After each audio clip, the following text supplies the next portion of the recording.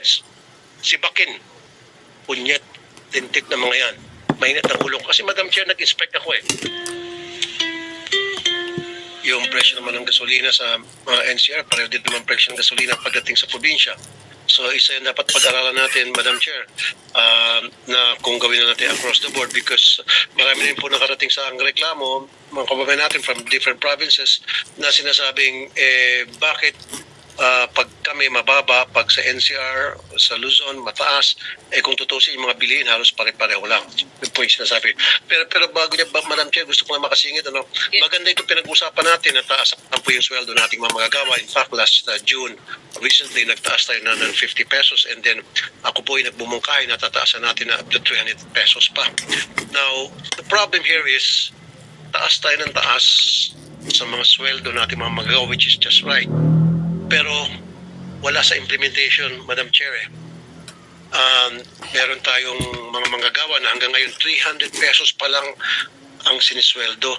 Meron pa nga 280 pesos and yet 695 na tayo and meron pa rin kasahod ng 280 pesos. Bakit? Ngayon tataasan pa natin 300 so magiging ano na tayo, almost 1,000 pesos.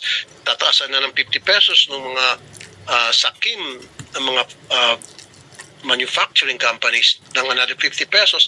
So parang naglulukuhan lang tayo rito. So it's really the implementation. I've been saying this time and time again, Dole, wake up. Totoo to. Kasi Madam Chair, nag-ikot ako recently sa Kamanaba. Yung mga top 5 biggest manufacturing companies dyan sa Kamanaba area and never ever pa na-inspect ng Dole. At kung meron man doon na sagasaan na na-inspect ng Dole, yung Dole nag-inspect, pumunta lang diretso sa opisina ng HR, paglabas may kasama ng envelope na makapal, hindi man lang kinausap yung mga workers.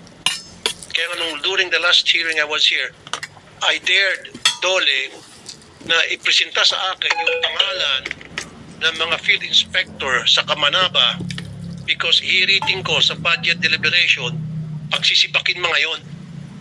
Kapag lumitaw na yung mga taong yon, field inspector ng Dole, na hindi ginawa ang trabaho o nagtrabaho, nag-inspect, pero pinalabas nila na binigyan ng passing grade yung in-inspect nila, so ibig sabihin may corruption. Kaya nga ang suggestion ko, Madam Chair, at nandito Secretary Ledesma, from now on, lahat ng field inspector nyo, pagsuotin nyo ng body-worn camera. Totoo yan. Body-worn camera para magkaalaman kung talagang ginawa yung trabaho nyo o hindi. Kasi pupunta doon yung field inspector, Madam Chair, sa halip na titingnan yung work area, kung conducive ba para doon sa mga manggagawa, yung work area nila, tapos yung mga ginagawa nila, kung tama ba, kung safe ba sila, etc. Walang ganun Wala man lang interview sa mga manggagawa. Diretso agad doon sa HR. Pagdating doon sa HR, closed door. Magkikipag-usap ng 1 oras, may kape, may merienda, may lechon, I don't know. Pag uwi, meron ng daladalang envelope na pagkapal-kapal. Ganun po palagi nangyari, Madam Chair. We have to stop this kind of, I would even say, corruption na siguro. Kasi kung walang corruption, wala na magsusumbong ng mga mga manggagawa sa akin. Almost every day,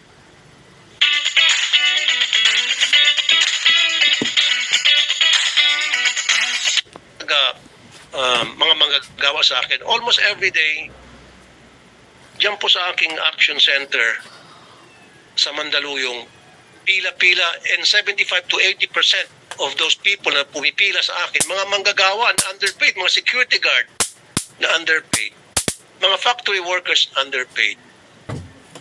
Nakakaawa naman sila, tataasan natin yung mga sweldo nila and yet hindi natin kaya ma-implement yun.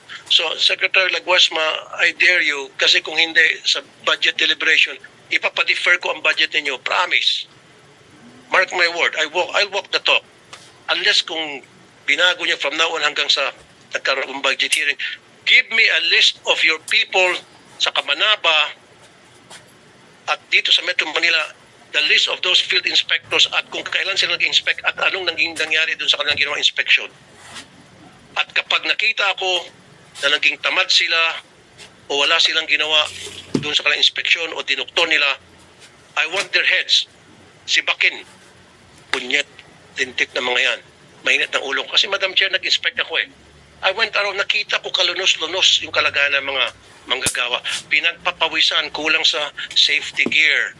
Mainit. Walang electric fan, walang ceiling fan o industrial fan, wala. Walang boots. Pagkatapos, malitang sweldo. Walang benefits. Meron pa, iba yung trato sa mga kababaihan, iba ang trato sa mga kalalakihan. So pag babae, below minimum. Pag lalaki, nasa minimum. Tapos yung pakyawan system, dapat Secretary Lagues, pag-aralan niyo yan, yung pakyawan system na yan. Dahil doon sa pakyawan system, maraming nakakalamang na mga tuso ng mga bayari ng negosyo. Sa pakyawan kasi, Madam Chair, you have to meet a certain number of, may quota ka, performance mo, a certain number of products na mabalot mo in the case of ikaw ay doon sa repacking.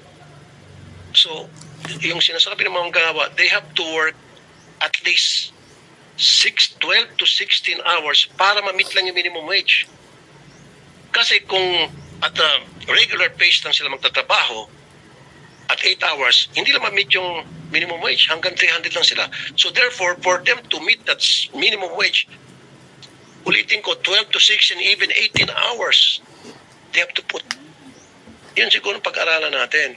So meron ba nag-inspeksyon na dole para masiguro na huwag naman paabutin ng parang magdamagan na magtatrabaho yung manggagawa para lang ma-meet yung minimum wage, mapakain na maayos yung pamilya. So yun muna, Madam Chair, na gusto ko sa implementation at Secretary Lagues mo, I promise you, i-defer ko ang budget ninyo.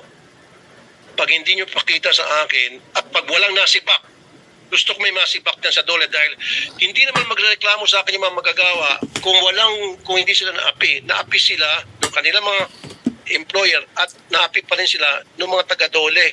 Because if dole's just been doing their job, hindi na dapat sila magreklamo. Nasa pool na agad ng mga field inspector ng dole na, oy, kayong company A, o hindi kayo nagpapasweldo na maayos, napakainit dito, madulas, etc. Na-flag down agad. Bakit hindi? It's either hindi lang ginagawa ang trabaho nila o corrupt sila. So gusto ko may masibak. Pag hindi, i-defer ko ng budget niya at promise. So, hindi ako papayag na ituloy yung budget niya hanggat hindi kayo mag-ayos-ayos dyan sa dole.